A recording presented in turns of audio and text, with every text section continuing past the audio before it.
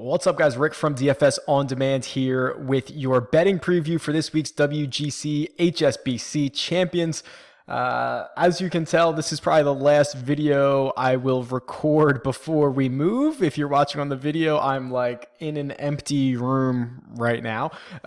So I will get this out as quickly as possible, and then do not be surprised if there is a couple of days where I'm pretty quiet as we move into the new place and get the new studio set up and all that good stuff. So bear with me for the next couple of days. But for now, let's get into some bets that I want to make this week. All right, so let's look through this betting board here. And actually, I want to bring up Bovada. Actually, they have they've got both the WGC and Bermuda up right now. So WGC, you've got Rory at 5.5. Some places have him at 6. I think my bookie has him at 6-1. It's difficult for me. I don't usually bet the guy at single digits like this. I think there's not, we've talked about how volatile golf can be. It's a little bit difficult for me to get to this number here when someone like, even Justin Rose at 16-1, or I actually think there's a lot more value in this range right here, which is like the 30 to 40 range, maybe even some 50s. I think there's a lot more value there. But if you're just straight up betting outrights, what we've seen over the course of these WGC events or these no cut events is that studs win them. So I'm a little bit conflicted this week. If I was going to bet anybody at the top, I would just bite the bullet and take Rory at 5.5 or 6-1, depending on what I could get. I think the most inaccurately priced guy is Justin Rose here at 16. As much as I love Xander and I know that he's defending and I know he's played well, that number, like Justin Rose should not probably, you're paying for Xander's defending champion status, like 100%. That's what you're paying for there. This is the first time his odds at a WGC event are like anywhere close to this, the lowest he's ever been. So someone like a Justin Rose probably has the most value here. He's going to win it more often than his odds dictate. So that's kind of where I'm at. But quite frankly, I'm living down here in the 28-1, 33-1, 40-1 range. So that would be, Sung Jae, who continues to pile up, top 5 finishes all around the world, including a win on the Korean tour. Billy Horschel, who I want to pull up Billy Horschel a little bit here. I don't think I was looking up Ollie. If you're watching on the video, oh God, I'm in trouble now. Okay, so Billy Horschel, who I don't have all of his European stats in here, but I'll pull up his numbers here real quick. So Billy Ho is very much in a good stretch of golf right now. Worldwide, dating back to the WGC FedEx, he's got 4 top 10s in his last 7 starts.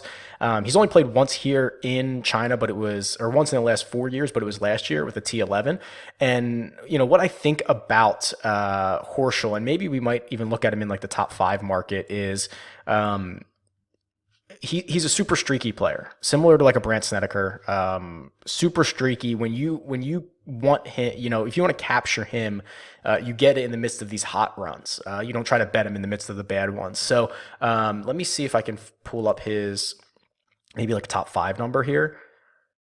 Billy, where like 6-1 to finish top 5, like that has me interested. I'd almost rather bet Billy Horschel at 6-1 to finish in the top 5 than Rory to win it at 6-1. Even top 10, 2.5-1, starting to get a little bit short there, but not the worst in a 78-man field. I think he's got plenty of upside there, and he's shown that in the last couple of weeks. Additionally, who else was here? Shane Lowry 40-1. So Lowry's 40-1 to win it. He's 6-1 to finish in the top 5, and he is plus 250 to finish in the top 10. And I can pull up Shane Lowry's information here. And really good finish from him at the Zozo Championship last week with a 13th place finish. But what I like the most about him is that this was the second best. He had the second best score on the weekend, behind only Rory McIlroy and Ian Poulter at the Zozo Championship. So played really well last week in his final 2 rounds. back to the last handful of weeks, he's gone with a 11th at the BMW Championship, a 15th at the Alfred Dunhill. He did miss the cut in Italy, but then he backed it right up here with a 13th at the Zozo. So maybe a Zozo. So wow, that's interesting to say. If you try to go get him in like a top 10 situation, maybe even a top 5, I think you can capture some of that upside for someone who's playing probably the best stretch since his Open. I mean, definitely the best stretch since his Open Championship win. So he's someone that's interesting. And then let's just kind of vibe through some of these bets here, because I know there's some exotic stuff here. If I was gonna bet, I mean, if you want to bet Rory, you can bet him at 12-1 on the first round leader instead of 6-1 or 5.5-1 to win the golf tournament. Top American player. Xander at 4-1, Finau at 6.5, Reed at 7.5. I mean, Horschel's 10-1 here. Maybe you should just bet that. Maybe you just bet Horschel at 10-1 when really he just has to beat out. I mean, I don't want to say just Xander, but like if you chop out Spieth, who's 9-1, Finau, who hasn't been playing all that well, if you think they're out of it, and you can make this almost like a little group and have Billy Horschel at plus 1,000, because there's not really too many of these other guys I'd be interested down here to bet. Keegan 20-1, Glover 22-1. So maybe you just bet Billy Horschel at 1,000-1 top American player. That could be interesting. Top Asian, certainly Hideki is going to lead the way here. 140 plus 140. Sungjae at 3.5-1. Benny On at 5-1. I mean, Haotong at 9-1 is kind of interesting if you wanted to go that route. I don't love that, but I wouldn't mind it. Let's see, top Australian, top Canadian, not really doing much for me there. Top continental European, that is very specific, but it's Stenson, Wiesberger, Cabrera Bello, Francesco, Sergio. Oh, here we go. 10-1. Pavan is kind of interesting here. 10-1 when really Stenson didn't play well last time we saw him, which was Houston Open. And then you just get basically, I mean, Sergio's whatever. Sergio's fine. Molinari's fine. But, I mean, this is basically a European Tour group here. And Pavan at 10-1, interesting. I don't want to just bet the chalk here, obviously. Anybody else? Okay, I did see this one earlier. Top Irish player.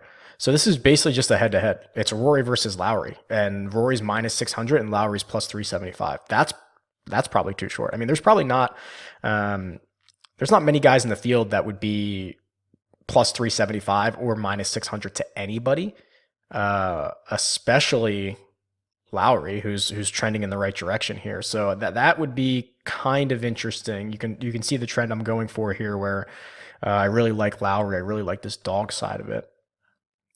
You know, I actually just plugged that in really quickly in the head-to-head betting. So in this tool I have on DFS On Demand, I just plugged these two guys in.